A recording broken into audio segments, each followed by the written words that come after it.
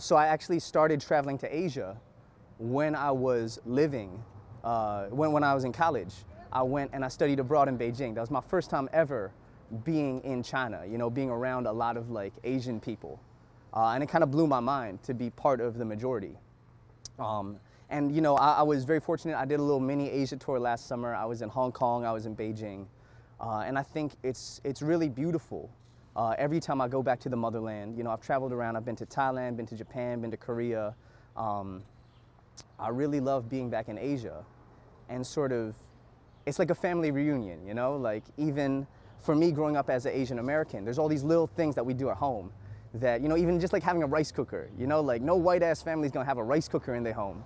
But then I go to Asia, I'm like, yo, you got the Zoji Rushi too, you know? You got the heating function on your shit too.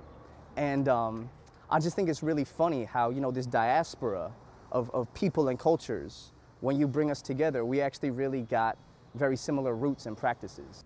Yeah, you know, like, it's actually very different, I feel, being an Asian rapper in America than it is in Asia. You know, I got the homies, shout outs to LMF in Hong Kong, shout outs to MC Jin, shout outs to my boy Al Rocco in Shanghai. You know, I got homies doing it over there. Oh, shout outs to Inch Chua. You know, I know she does her thing in Singapore.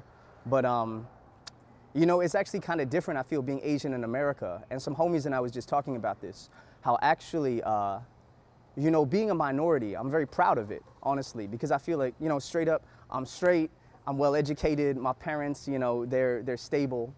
So I feel like for me, being a minority has honestly been a learning experience of realizing that, you know, the world doesn't always see things the way you see them. And to me, that's what hip hop's all about, though. Like, to me, straight up, hip hop is weak when it comes from a position of authority. You dig what I'm saying? Like, I feel like hip hop has always spoken from the margins, you know, whether that's Chuck D, whether that's, you know, KRS-One, who was homeless in the Bronx, you know, whether that's Pac, you know, taking up the struggles of different communities. So for me, it's been very interesting growing up being an Asian in America, because we are very marginalized. You know, Asian men are seen as like basically having no dicks. And like Asian women are seen as like beautiful, gorgeous, exotic, but like sex objects. So for me and my brothers and sisters that I see, hip hop for us is a way to take those stereotypes.